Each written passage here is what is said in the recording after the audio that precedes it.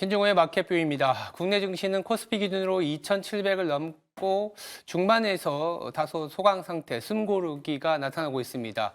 그러나 이제 매수 주체로 보면 외국인의 매수세는 계속되고 있습니다. 개인의 매도 물량이 나오면서 2,700 중반에서 조금 소강 상태를 보이고 있다라고 보시면 될 것 같은데요. 삼성전자의 8만 원 돌파도 사실 외국인의 매수가 굉장히 꽤 큰 역할을 했습니다. 이렇게 국내 시장에서의 투자 주체별 매매 추이를 좀 보면서 시장 얘기 좀 더 이어보도록 하겠습니다. 보시는 차트는 외국인, 기관, 개인의 순매수 차트라고 보시면 될 것 같은데요. 지난 1년간의 이 순매수 차트입니다. 빨간색이 외국인, 파란색이 기관, 그리고 약간 회색으로 처리된 부분이 개인의 매수세입니다. 보시면 아시겠지만 추세적으로 사들여오고 있는 주체는 당연 외국인이고 기관은 이렇다 할 움직임을 보여주지 못합니다. 연초 이후에 배당락 이후에는 실질적으로는 오른쪽에 보시면 뚝 떨어졌다가 뭐 크게 변화가 없고 개인은 연초 이후에 그리고 지난 11월부터 외국인이 추세적으로 사왔던 구간의 반대 포지션 팔아서 가는 매도 압력이 높아지고 있다 보시면 될 것 같은데요. 연초 이후에 외국인이 154조 원 코스피 기준으로 154조 원을 매수했습니다. 양시장이네요. 근데 동기간에 기관과 개인은 70조 원씩 매도를 했습니다. 외국인이 사주면서 2,700을 넘어설 수 있었고 거꾸로 또 외국인이 유지돼야만이 2,700에서 자리매김을 할 수 있는데 사실 외국인이 살 수 있느냐 없느냐는 잘 모르죠. 모르지만 저기 가장 오른쪽에 좀 외국인이 약간 주춤되다가 팍 튀어 있는 모습을 보실 수 있을 겁니다. 이 기점이요. 3월 20일부터입니다.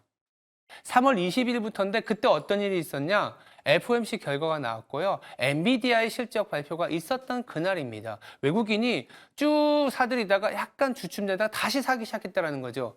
분명 FOMC의 결과가 그리고 엔비디아의 실적의 결과에 대해서 한국 시장에 기회가 있다라고 들어왔다고 보시면 되고, 그러니까 금리가 그럼 뭐 3번일지 모르겠지만 더 이상 오르지 않을 거다. 그래서 엔비디아 실적이 한국 시장에도 좋은 결과를 줄 거다라는 측면을 반영을 하고 있다 보시면 될 것 같습니다.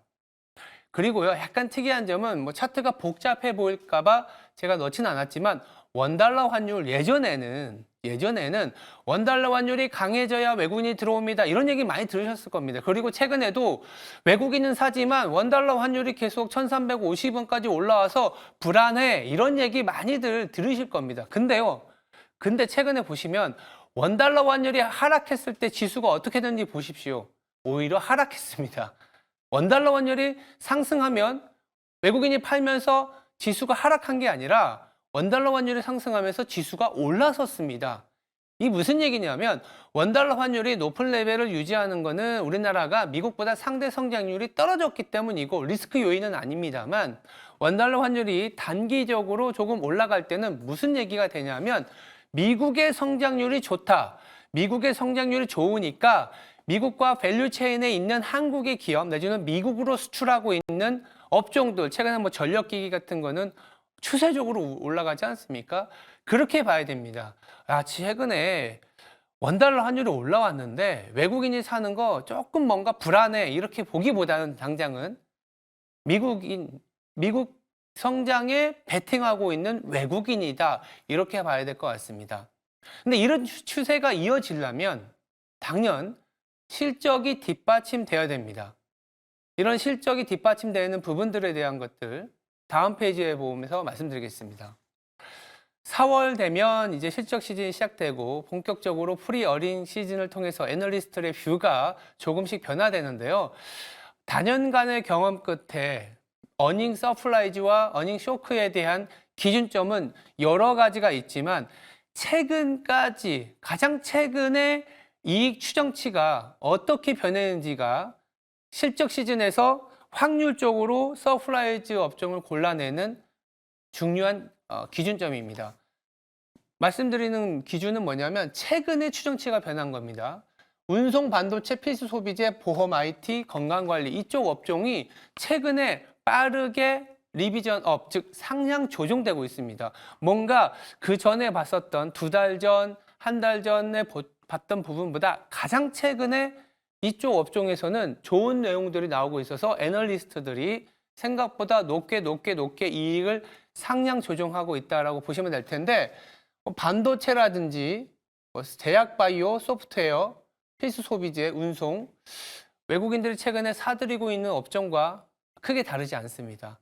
즉 실적이 개선되는 가능성이 배팅하고 있고 실제 실적이 개선될 가능성도 높아 보인다라고 보시면 될 것 같은데요. 본격적으로 이런 실적과 관련된 업종별 쇼크 가능성도 있기 때문에 면밀히 살펴봐야 되는 시즌이 됐습니다. 당장 다음 주엔 4월이기 때문에 이런 부분들 체크해야 되는데요. 그래서 이어지는 증시 대담에서는 국내 수급 상황에 대한 얘기 그리고 변화 가능성 더불어서 실적 시즌 동안 챙겨봐야 되는 업종과 투자 전략 자세히 챙겨보도록 하겠습니다. 오늘 하루도 저희와 함께 투자 준비하시기 바랍니다. 지금까지 신중호의 마켓뷰였습니다.